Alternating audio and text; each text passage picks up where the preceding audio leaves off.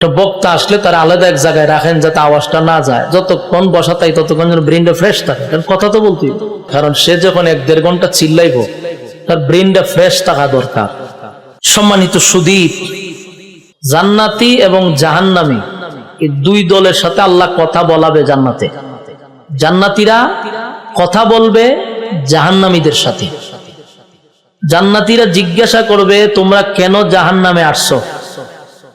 তখন জাহান্নামীরা 4টা কারণ উল্লেখ করবে যে আমরা এই 4 কারণে জাহান্নামে আসছি। এই 4টা কারণ আপনাদের সামনে আমি উপস্থাপন করব। 4টা কারণে মানুষ জাহান্নামে গেছে, জাহান্নামীরা বলবে। মানে 4টা কারণ যদি আপনারা শুনেন আর এখন থেকেই যদি 4টা কারণ থেকে সতর্ক হয়ে যান, তাহলে হয়তোবা আজকের ওয়াজ এই 4 কারণ থেকে আপনারা বাঁচতে পারেন। ঠিক না? আমার কথা বুঝেননি? আপনারা যে বুঝেন মাঝে মধ্যে হ্যাঁ অথবা না অথবা ঠিক অথবা বেঠিক 2-3টা শব্দ তো বলতেই হবে। আপনারা যদি একবারে চুপ থাকেন তা আমি বুঝবো আমার ভাষা বুঝেন না, সেটা আমার কথা বলার আগ্রহ কমবো। আরো মেহরবানি করে বুঝলে হ্যাঁ না কইেন, একটা কইেন। আর আপনারা বুঝেন এই ভাষায় কিন্তু আমি ব্যবহার করতেছি, আমি কিন্তু সিলেটের ভাষায় কথা কইতেছি না। সিলেটের ভাষায় কথা কইলে ওয়াজ হইতো না, জিয়ারত হইব। এই জন্য আমি আমার ভাষা বাদ দিয়া আপনারা বুঝেন এমন ভাষায় কথা বলতেছি। এই জন্য আমার সাথে একটু মাঝে মধ্যে ঠিক বেঠিক বললেন। যে 4টা কারণ আপনাদের সামনে আমি বলবো, আল্লাহ বলার তৌফিক দিলে এই 4 কারণ যদি আপনারা শুনতে পারেন, অন্তত পক্ষে জানা তৈব যে 4টা কাজ করলে জাহান্নামে যেতে হইব। আমরা এই 4টা কাজ থেকে যদি বিরত থাকি আমরা বাচ্চা গেলাম। এই 4 কারণ আমি বয়ানের শেষে বলবো। ওখানে যদি বইলা দেই তো ওয়াজ শেষ, তো ওয়াজ শেষ হলে কমিটিকে আমার ছেড়ে দিব, ছেড়ে দিত 4 কারণ হয়ে ওয়াজ শেষ করে আনতে তো আমি 10 মিনিটে শেষ করে নিতাম। কিন্তু সিস্টেম হইল এরকম যে 4টা কারণ বলতে গেলে এটা লম্বা করতে হয়। লম্বা কইরাতে শ্রোতার জন্য 2-1.5 ঘন্টা ওয়াজ করতে হয়। এখন এই 4টা কারণই হইল মেইন পয়েন্ট ওয়াজের। এই 4টা কারণ আমি লাস্টে বলবো। এই কারণে 4 কারণের আগে আমাদের কি কি করণীয়, এই করণীয় বিষয়গুলো আপনাদের সামনে উপস্থাপন করব। তাহলে শেষের 4 কারণ আপনাদের সহজে বুঝে আসবে। এর আগে বুঝতে হবে আমরা কোন কোন ভুলের মধ্যে আছি, আমাদেরকে আল্লাহ কি কি নিয়ামত দিছে, আমরা কোন নিয়ামত ভোগ করতেছি আর আল্লাহর নাফরমানিতে আছি, বিষয়গুলো একদম ক্লিয়ার হওয়া দরকার। আর এই ফিচ্ছিয়া গল্প তোরা দিছে সামনে, আর বইয়া বইয়া যত গল্প আছে এটি করে বইয়া বইয়া মুরব্বীরা থাকবো সামনে, ছুটুরির দিব পিছনে। এই এরাদের সামনে দেন, শয়তান তো কোথাও বইতে পারে না, বাচ্চাটির খান্দ বয় বইয়া এরা ইউজ করে, ওইরা পরিবেশটা নষ্ট করার চেষ্টা করে। এরা দুধের বাচ্চা, এরা কি ওয়াজ বুঝেনি, এই এরা শয়তানের ব্যবহার করে।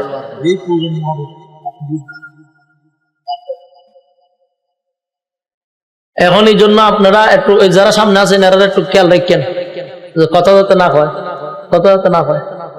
ছোট ছোট বাচ্চা যারা বুঝবো এরা বড় বইয়া রয়েছে, আর যারা ওয়াজ বুঝতো না এরা সামনে পাঠাইছে। সম্মানিত শুধু কথাগুলি মনোযোগ দিয়ে শুনবেন, তাহলে আমরা আজকের এই আয়াত থেকে কয়টা কারণ পেলাম?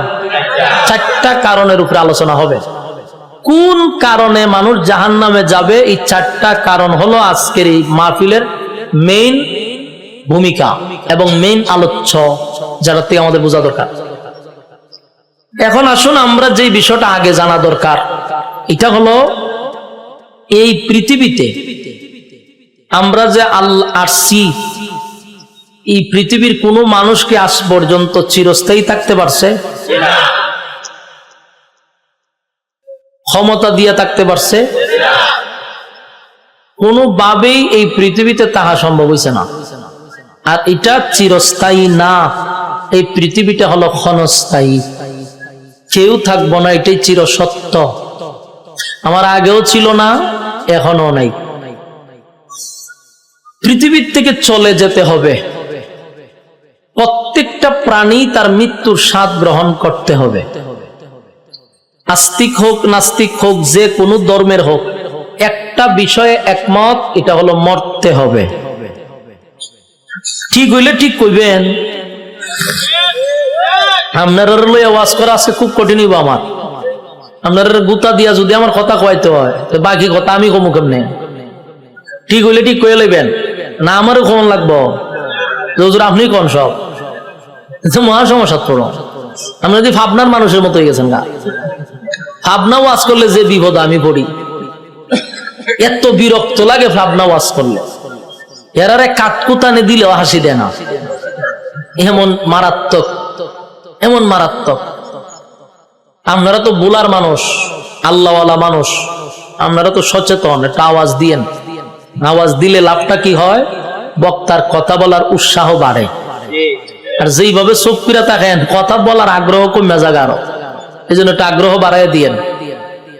সম্মানিত সুধী, আস্তিক নাস্তিক যে কোনো ধর্মের হোক, অন্যান্য বিষয় নিয়ে দেখবেন একমত হয় না, কিন্তু একটা বিষয় নিয়ে একমত, যে মরতে হবে, এটা কইলে কহ ঠিক, এটা রাইট, মরতে হবে। তার মানে এটা অস্বীকার করেন, মরণ লাগবো। মরণ যেহেতু লাগবো এটা আমরা জানি, তাহলে কুত্তাও মরে, বিলাইও মরে, গরুও মরে, ছাগলও মরে, আমরাও মরি, সব মরা সমান হইলে চলবো?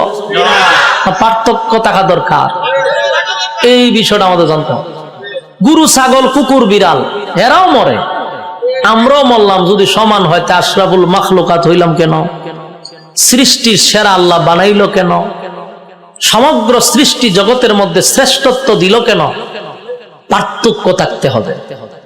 কিন্তু আমরা যেই মরা মরি, কুত্তা বিলই একই মরা মরে। হেরারও যেমন জাহান্নাম নাই, জান্নাত নাই, আমরারও জান্নাত নাই, এমন মরা যেন না মরে। আল্লাহ আমাদের পরিচয় চাচ্ছে, তোমরা কোথা থেকে আসছো, তোমরা কোথায় আসো, তোমরা কোথায় যাইবা। এই তিনটা কারণ আমরা জানতে পারলে আমরা সচেতন হব। কোথা থেকে আসছি, কোথায় আসি, কোথায় যাব, বিষয়টা আমরা জানা দরকার।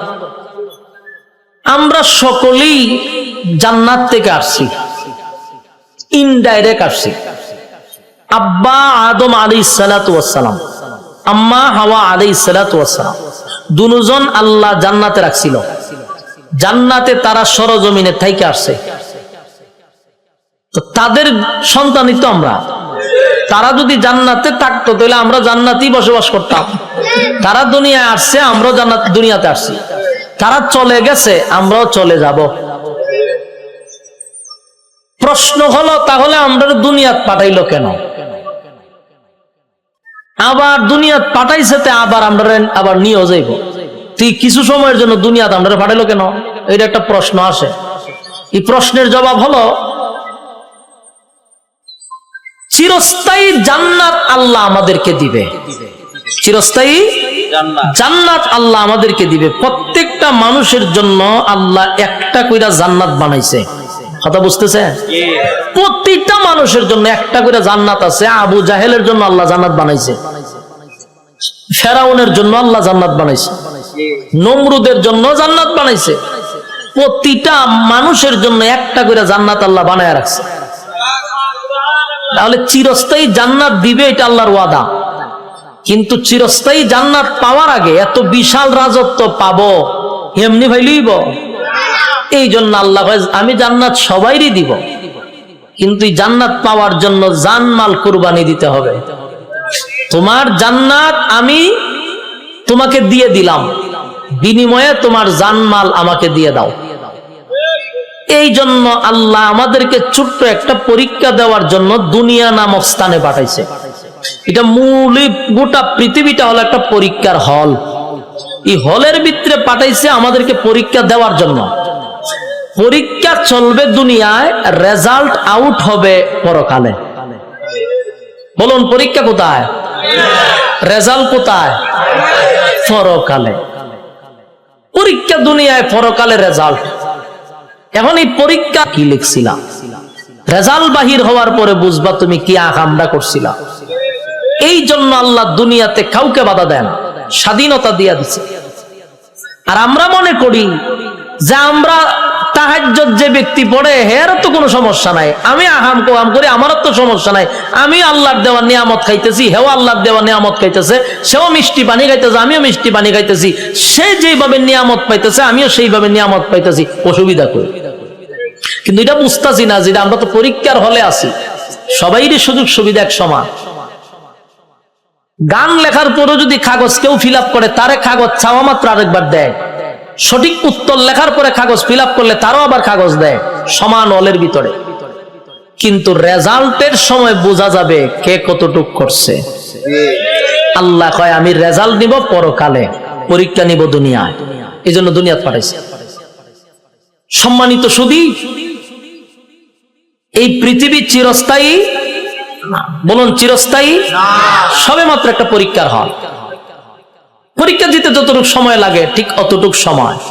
নয়েজ দেয় কেড়ে, নয়েজ দেয় কেড়ে, শীষ দেয় কেড়ে, শীষ যাতে না দেয়। তাহলে এখানে প্রশ্ন হলো, রব্বে কারীম সময় দিয়া পাঠাইছে, সময়ের ভিতরে যা মনে চায় তা করো, কোনো অসুবিধা নাই। কিন্তু এটি চিরস্থায়ী না। হলের ভিতরে সবসময় থাকতে পারে? আমরা যে চিরস্থায়ী না সেটা আমরা বুঝি না। বলুন তো, আমাদের চলা ফেরা উঠা বসা দেখে বোঝা যায় আমরা যাবো কোনো দিন? আমরা ওই পৃথিবীতে যাইতে রাজি না, কেউ যেতে রাজি না, এবং আমরা কেউ যাইতে রাজিও না। কিন্তু আমরা যাইতেছি। বলুন আমরা যাইতেছি। কিভাবে যাইতেছি? আমি আপনাদের এই গ্রামের একজনকে আমার গাড়ির মধ্যে মনে করেন ঠাইনা জোর কইরা তুলছি। তোলার পরে ড্রাইভাররা কইলাম হেরে লইয়া গাড়ির ফারসল, গাড়ির ড্রাইভারও ছাইরা দিছে। মানে আপনারা এলাকার লোক গাড়ির গ্লাস খুললে চিল্লাইতে যায় আমি যাব না, যাব না, যাব না। বলুন তো দেখি হে কি কয়? যাব না। যাইতেছে নি? হে যায় না গাড়ি যায়? গাড়ি যায়। কিন্তু হে কি কয়? যাব না, কিন্তু গাড়ি যাইতেছে। ঠিক তেমনি ভাবে আমরা দুনিয়াতে আইসা বলি যাব না, যাব না, যাব না, কিন্তু প্রতি সেকেন্ডে আমাদের হায়াতের গাড়ি যাইতেছে। এখানে যে বৈশা রয়েছেন, হায়াতের গাড়ি চলতেছে, প্রতি সেকেন্ডে চলতেছে। শ্বাসটলে বসে রয়েছেন, গাড়ি চলতেছে। সিনেমা হলে বসে রয়েছেন, গাড়ি চলতেছে। কাবার সামনে বসে রয়েছেন, গাড়ি চলতেছে। যেখানেই যান, জেনার মধ্যে থাকেন, গাড়ি চলতেছে। তাহাজ্জুদে থাকেন, গাড়ি চলতেছে। সব জায়গায় আপনার হায়াতের গাড়ি চলতেছে। কিন্তু আপনি বলেন যাবেন না, আপনি যাবেন না মুখ দিয়ে বলেন, কিন্তু আপনার গাড়ি তো চলতেছে। বিষয়টা আমাদের খুব ভালো করে বোঝা দরকার। এই দুনিয়াত কেউ চিরস্থায়ী নয়। আমার আগে কেউ থাকতে পারছে? এই জন্য কবি বলেন, আমার আগে এই বাড়িতে বাস করেছে অনেক জন, তারাও গেছে আমিও যাব, রইব না আর বেশিক্ষণ। তারাও গেছে আমিও যাব, রইব না আর বেশিক্ষণ, থাকবো না। আর আল্লাহ বলেন, তোমরা কি মনে করছো আমি তোমরা অনর্থক বানাইছি? তোমরা কি মনে করো আমি অনর্থক বানাইছি? সাত আসমান, সাত জমিন, সূর্য, চন্দ্র, গ্রহ, নক্ষত্র, পাহাড়, পর্বত, সাগর, নদী, নালা, খাল, বিল, কীট পতঙ্গ, যা দেখো যা দেখো না সব বানাইছি হুকুম দিয়া, হুকুম দিয়া। বলছি হয়ে গেছে। আর তোরে বান্দা আমি হুকুম দিয়া বানাইছি না, আমি সময় লাগায়া বানাইছি। তুই কি মনে করছিস অনর্থক বানাইছি? আল্লাহ কোরআনে বলেন, আফাহাসিবতুম আন্নামা খালাকনাকুম আবাসান ওয়া আন্নাকুম ইলাইনা লা তুরজাউন। রব্বে কারীম বলেন, অনর্থক অকারণে নিষ্প্রয়োজনে আমি বানাই নাই। আল্লাহ কথা কিন্তু ক্লিয়ার করছে, অনর্থক বানাইছেন। এরপর আপনি যদি প্রশ্ন করেন তাহলে আল্লাহ কেন বানাইছেন, আল্লাহ জবাব দিতেছে, ওয়ামা খালাকতুল জিন্না ওয়াল ইনসা ইল্লা লিয়াবুদুন। আল্লাহ বলেন, মানব দানব দুই জাতি বানাইছি ইবাদতের জন্য। বলুন কিসের জন্য? ইবাদতের জন্য বানাইছি। প্রথম আল্লাহ বলতেছে অনর্থক বানাই নাই, আবার শব্দ দিয়া বলেন কখনো না, অনর্থক বানাইছি না, ভাইবো না তোমাদেরকে বেহুদা বানাইছি। আল্লাহ বলেন ইবাদতের জন্য বানাইছি। প্রশ্ন যদি করেন ইবাদত না করলে আপনি কি করবেন? আল্লাহ হয়তো কি করুন শুন, ওয়ালাকাদ যারানা লিজাহান্নামা কাসীরাম মিনাল জিন্নি ওয়াল ইনস। আল্লাহ বলেন মানব দানব দুই জাতিরে আমি, বহু মানুষ বহু জিনকে আমি আগুন দিয়া জ্বালাবো পোড়াবো। বলুন ছাইরা দিব না জ্বালাইব আর পুরাইব? কথা বুঝতেছেন নি? প্রথম কি বলছে? অনর্থক বানাইছি না। পরে কি কয়? ইবাদতের জন্য বানাইছি। ইবাদত না করলে আগুন দিয়া জ্বালাবো, পোড়াবো। ক্লিয়ার হয়ে গেছে? তার মানে আল্লাহ আমরা ছেড়ে দিত না। ছেড়ে দিব? আল্লাহ বলেন সমগ্র সৃষ্টি জগতের মধ্যে মানুষ তোর শ্রেষ্ঠত্ব দিছি। সমগ্র সৃষ্টি জগতের মধ্যে আমি তোর সম্মান আর মর্যাদা বেশি দিছি। সমগ্র সৃষ্টি জগতের মধ্যে তোর সৌন্দর্য বেশি দিছি, তোর মহব্বত বেশি করছি, নিয়ামত তোরে বেশি দিছি। এরপরও যদি নাফরমানি করস পরিণাম ভালো হবে। আফাহাসিবতুম আন্নামা খালাকনাকুম আবাসা ওয়া আন্নাকুম ইলাইনা লা তুরজাউন। রব্বে কারীম বলেন অনর্থক অকারণে আমি আল্লাহ তোরে বানাই নাই, নিজ প্রয়োজনে বানাই নাই। বান্দারে আমি কেন বানাইলাম শোন। ওয়ামা খালাকতুল জিন্না ওয়াল ইনসা ইল্লা লিয়াবুদুন। মানব দানব শুধুমাত্র কেবলমাত্র গোলামি করবি আমি আল্লাহ, গোলামি করবি আমি আল্লাহ। কুল কিয়ামতের মধ্যে আমি সম্মান আর মর্যাদা তোরে বেশি দিছি। বান্দা আসমান বানাইতে আমি আল্লাহ মিস্ত্রি লাগাই নাই, জমিন বানাইতে মিস্ত্রি আমি লাগাই নাই, সূর্য চন্দ্র গ্রহ নক্ষত্র বানাইতে মিস্ত্রি লাগাই নাই। আল্লাহ শুধু বলছেন ইন্নামা আমরুহু ইযা আরাদা শাইআন আইয়াকুলা লাহু কুন ফায়াকুন। রব্বে কারীম বলেন আমি শুধু বলেছি কোন হয়ে গেছে, সব তো বানাইলাম আমি হুকুম দিয়া। কিন্তু মানুষ তোরে আমি বানাইছি আমি আল্লাহর কুদরতি হাত দিয়া, কুদরতি হাত দিয়া তোরে বানাইছি। তাহলে কত মহব্বত দিয়া বানাইছে। এরপরে রব্বে কারীম বলেন কুদরতি হাত দিয়া বানাইয়া শেষ নয় গো। আল্লাহ বলেন গোটা সৃষ্টি জগতের মধ্যে আমি তোর থেকে সুন্দর কাউরে বানাই নাই। আসেনি এলাকার সুবহানাল্লাহ? তা আপনারা কোন সময় সুবহানাল্লাহটা কন? আমার কইবেন নি? আপনারা এলাকার ঠাড়া বললে সুবহানাল্লাহ কন, তো কোন সময় কন আমার কইয়েন? আমি তো জানি না। সমগ্র সৃষ্টি জগতের মধ্যে সুন্দর কারে বানাইছে? আমরা অনেক সময় কই সুন্দর, মানুষ দেখলে লোকটা ফেরেশতার মতো সুন্দর, কই না? কিন্তু আল্লাহ কয় ফেরেশতা সুন্দর আমি কোরআনের কোথাও বলি নাই। কইনি আমরা ফরির মতো সুন্দর, কইনি? মাইয়া যদি সুন্দর কয়টা ফরির মতো, হ্যাঁ ফরিদে সুন্দর কোরআনে কইছিনি? তুই কে রে কস? কয় ফেরেশতার মতো সুন্দর, ফেরেশতা সুন্দর আল্লাহ কোরআনে কইছিনি? আমরা ফাঁকি দেখলে কই ময়না পাখি কত সুন্দর, টিয়া পাখি কত সুন্দর, হরিণ দেখলে কত সুন্দর, হ্যাঁ এগুলা তো সুন্দর কোরআনে আসেনি। কিন্তু আল্লাহ বলেন মানুষ যে সুন্দর করে বানাইছি এই কথাটা আমি এমনে এমনে বলি নাই। আল্লাহ বলেন মানুষ বানাইছি সুন্দর করে, এই কথাটা বলতে গিয়ে আমি চারটা কসম করছি। কয়টা কসম? রব্বে কারীম বলেন চারটা কসম করছি আমি আল্লাহ। মানুষ তোরে সুন্দর করে বানাইছি এই কথাটা আমি কসম কেড়ে বলছি, একটা নয় গো, চারটা কসম করছি। প্রথম নাম্বার কসম হলো তিন ফলের কসম আমি আল্লাহ করলাম। ওয়াজাইতুন, আল্লাহ বলেন জাইতুন ফলের কসম আমি করলাম। ওয়া তুর সিনিনা, সিনাই পর্বতের কসম করলাম। ওয়া হাযাল বালাদিল আমিন, আমি আল্লাহ পবিত্র মক্কা নগরীর কসম করলাম। কসম হলো কয়টা? চারটা কসম আমি আল্লাহ করছি। বান্দারে তরে বানাইতে গিয়া 4টা কসম করছি। কেন করলাম? কসম করলে তুই কথার গুরুত্ব দিবি, তাই 1টা 2টা নয় 4টা কসম কাটছি। তোরে সুন্দর করে বানাইছি, তোরে সুন্দর করে বানাইছি, তোরে সুন্দর করে বানাইছি, তোরে সুন্দর করে বানাইছি। 4 বার কসম করছে। 4 বার কসম করে আল্লাহ বলেন, লাকাদ খালাকনাল ইনসানা ফি আহসানি তাকওয়িম। রব্বি কারীম বলেন, এই বান্দা, বালিশের সঙ্গে মাথা লাগাইয়া একটু চিন্তা করে দেখ। আমরা তো ঘুমায়া থাকি, দুনিয়া নিয়ে চিন্তা করি আর ঘুমাই না।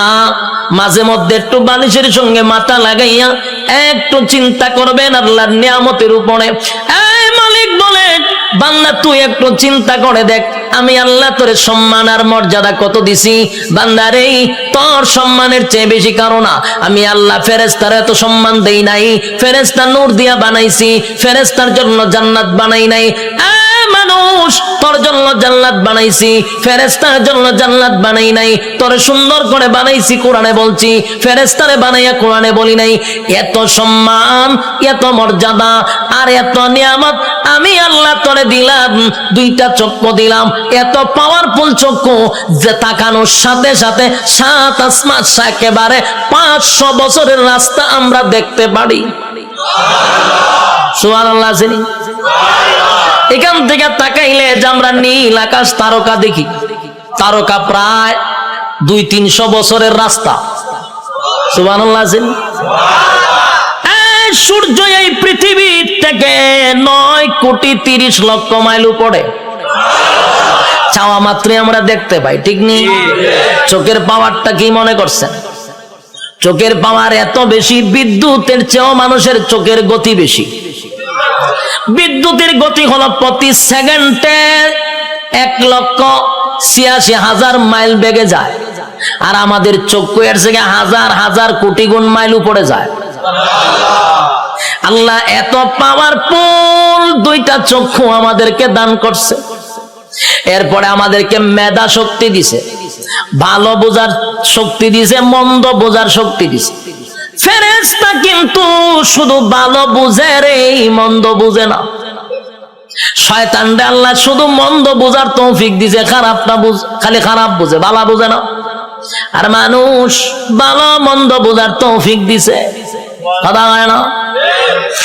এতগুলো নিয়ামত আল্লাহ দিলেন, হাঁটার জন্য পা দিলেন, হাত দিলেন, চক্ষু দিলেন, মাথা দিলেন, এত সুন্দর করে কাঠামো দিয়া মানুষ বানাইলো। বান্দা কেন বানাইছি? গোলামি করবি আমি আল্লাহ। আর আল্লাহ বলেন, তুই আমার গোলামি করবি।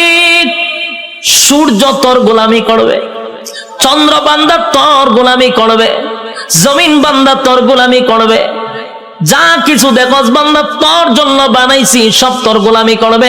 তুই শুধু আমি আল্লাহর গোলামি করবি। কিন্তু মানুষ এত বড় পোল্ট্রি বাজ, মানুষের যে পোল্ট্রি বাজ কেউ নাই, মানুষের থেকে অকৃতজ্ঞ আর কেউ নাই। মানুষ এত কৃতজ্ঞ, একটা প্রাণীর মধ্যে যে কৃতজ্ঞতা আছে মানুষের মধ্যে নাই।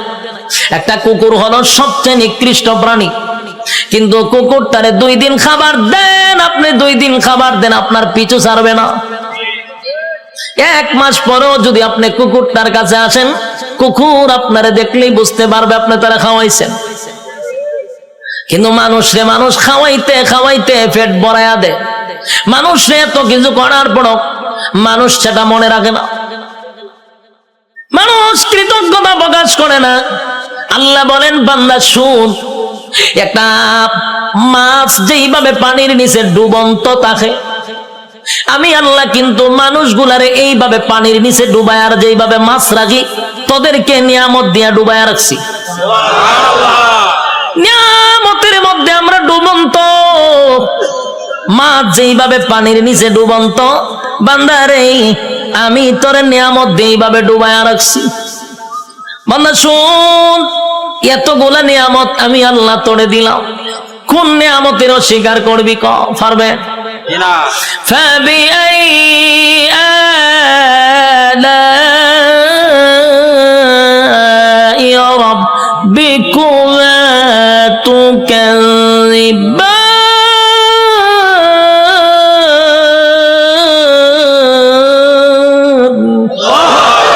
আল্লাহ বলেন কোন কোন নিয়ামতের অস্বীকার করবি? আমি আল্লাহ তোরে কি দেই নাই বল? সব দেওয়ার পরে বদনা আমার খাইলি, আমি আল্লাহর নিয়ামত খাইলি, সব আমি আল্লাহ তোরে দিলাম। এরপর 24টা ঘন্টার ভিতরে বান্দা 1টা ঘন্টা আমি আল্লাহর ইবাদত করস না। যুবক ভাই, কথাগুলি কি দিলের কান লাগায় শুনতেছেন? দিলের কান লাগাইয়া কথাগুলি শুনেন। 24টা ঘন্টা আল্লাহ সময় দিছে। কত ঘন্টা? রাইতে দিনে 24 ঘন্টা।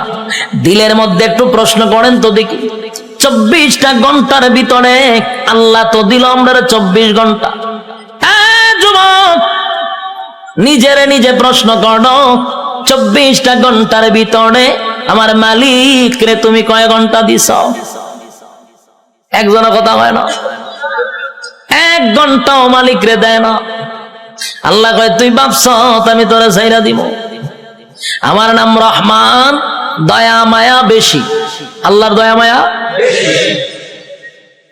আমরা খালি ওয়াজ শুনছি আল্লাহর দয়া মায়া বেশি। রহমান নামের গুণ হলো আল্লাহর দয়া মায়া বেশি। আল্লাহ যত বড়, আল্লাহর মায়া দয়া তত বড়। শুধু ওয়াজটা শুনছি, কিন্তু এরপরের ওয়াজ শুনছেন। আল্লাহ বলেন আমি যত বড়, আমার আযাব আর গজব কিন্তু বান্দা অত বড়। আমি সবাইরে ছাড় দেই, কিন্তু ছাইরা দেই না। ফেরাউনরে আমি ছাড় দিছি, ফেরাউন্নারে আমি ক্ষমতা দিছি। ক্ষমতা দেওয়ার পরে নিজেরে নিজে খোদা দাবি করছে। ফেরাউন খোদা দাবি করছে, আল্লাহ তার এরপর ছাড় দিছে। কিন্তু যখন বেয়াদবি করছে পয়গম্বরের সঙ্গে, আল্লাহ কয় আর তোরে ছাড় দেওয়া যায় না। ফানিতে সুবাইয়া সুবাইয়া ফেরাউন্নারে মারছে, ছাইরা দিছিনি? নমরুদ নিজেরে খোদা দাবি করছে, আল্লাহ ছাড় দিছে। নমরুদ একবার তীর মারছে আকাশের দিকে, কেরে মারছ? কাল্লা মাইরালাম। আল্লাহ কয় ফেরেশতা রে, তীরের মধ্যে একটু রক্ত লাগায়া দে। রক্ত লাগায়া দিছে। রক্ত যখন তীর যখন ফিরে আসছে, তীরের মধ্যে ছায়া কয় আল্লাহ মাইরা লাইছি। নাউজুবিল্লাহ। এর সাথী সঙ্গীরা ডিজে গানের আয়োজন কর, কে রে? নাচু। কে রে? আল্লাহ মাইরা লাইছি। নাউজুবিল্লাহ। আল্লাহ এর পরে ছাড় দিছে। কিন্তু যখন ইব্রাহিম খলিলুল্লাহর সঙ্গে বেয়াদবি করলো, আল্লাহ কয় এখন ধরা দরকার। হে আমার লগে যুদ্ধ করব, তীর মারে। আমি আল্লাহ তোর সঙ্গে যুদ্ধ করতে তীরের প্রয়োজন নাই রে।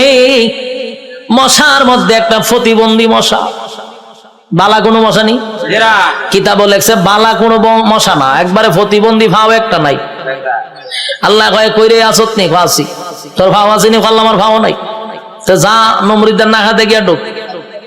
ল্যাংরা মশা না খেতে গিয়া ঢুকছে। ঢুকিয়া একেবারে ডাইরেক্ট মগজও চলে গেছে। মগজ বইয়া এরপরে ইনসুলিন দেয়, সুই ঢুকায় আর সুই বাইর করে। যে সুই ঢুকায় যে মগজ, একটা লাফে 3 হাত উঠছে নমরুদ। যা পার্লামেন্টে বইয়া রয়েছিল, মশাই যখন কামড় দিছে পার্লামেন্টের নাচ শুরু করছে ডিজে গানের মতো, উরুম দুরুম নাচে। সে আরো বিভিন্ন মন্ত্রীরা বসা, দেশের বিভিন্ন জায়গার থেকে অনেক রাষ্ট্রপতিরা আইছে। আইয়া যখন দেহে দেশের বাদশাহ এইভাবে ডিজে করে পার্লামেন্টে বসে, এটা কি পাগল নেই? ও পাগল তো আসিন না। হঠাৎ করে নাচে কা, ও নাচতে নাচতে মশাও তো কম খারাপ না, কারণ টেং টুং যেদিন না থাকে এরা মারাত্মক খারাপ থাকে। এই মশা কিন্তু মারাত্মক খারাপ, হেদের সুই ডুগা যে বাইর করে না। আর এইদিকে নমরুদ্দা ডিজে গানের মতো নাচতেছে, কোনোভাবেই ব্যথা কমে না। নাচে মানে ঘটনা কিটা, যা পায় তা দিয়ে মাথার তা পায়, কোনোভাবেই ব্যথা কমতেছে না। হঠাৎ আসেন জুতা একটা গাছ, এটা জুতাটা মারছে মাথার বাড়ি। সেই জুতাটা মাথার বাড়ি মারছে, জিব্রাইল আবার যোগাযোগ রাখতেছে মশার সাথে। মশারে ফোন দিয়া কইছে তাড়াতাড়ি ছাইরা দে, ইনসুলিন টাইনা তুল। যখন হের সুই টান্দা তুলছে, ব্যথা ছাড়ছে। এখন নমরুদে জুতার পাইছে, সব বনা কি একটা জিনিস বারে দিলাম, মাথার ব্যথা দিল সাইরা। জুতার মধ্যে কোনো ওষুধ আছে না? আসলে কি জুতার কোনো ওষুধ আছে? এটা আল্লাহ বেজ্জতি করার একটা সিস্টেম। জুতাটা বাড়িছে, ব্যথা কমে গেছে, তার মানে জুতা আল্লাহ ব্যথা কমাইতেছে। এখন এই জুতা রেখে দিছে দাঁড়ে। রাইকা টেনশনে পড়ে আছে, কি ব্যথা উঠলো, জুতাটা বাড়ি দিলে ছেড়ে দিল। আবার কথা বলতেছে বিভিন্ন দেশের মন্ত্রী এমপির সঙ্গে, আবার মশায় সুই একটা ঢুকাই দিছে, টাস করে জুতাটা বাড়ি মারছে, ছেড়ে দিছে। আল্লাহ মশারে হলো করে, এটা তোর ডিউটি, কাজ চালায়া যা। হতেন পরে পরে ঢুকাইবি, জুতাটা বাড়ি দিলে ছেড়ে দিবি। মশায় হতেন পরে ঢুকায়, জুতাটা বাড়ি দেওয়ার পাই গেলা, আবার ঢুকায়, জুতাটা বাড়ি দেবাই গেলা। এই হইল জুতার বাড়ি শুরু। তখন নমরুদ্দা একা একা জুতাটা কত বাইরিত, হাতে ব্যথা দিয়ে লায়। তাই একজন লোক রাখছে, ধরে মাসে এত টাকা বেতন দিমু, এদিকে চাকরি কি দেখো জুতা দেখালে ভিডা নি তাও খারে দেশের বাসারে। তো এইরকম যদি আমারে নিত, আমি তো বললাম টেকা টোকা লাগতো না, আমি খালি জুতাটা ভিডামো আপনার, আমার টেকা দেওয়া লাগতো না। বাস্তব নেই। দেশের একজন বাদশা যদি হয় আমার জুতাটা ফিডাইবা, আমার কি বেতন লাগবো না? আমার মনের ভিতরে যত জিদ আসিন সব মিলামো এক একটা বাড়ির সাথে, ঠিক নেই?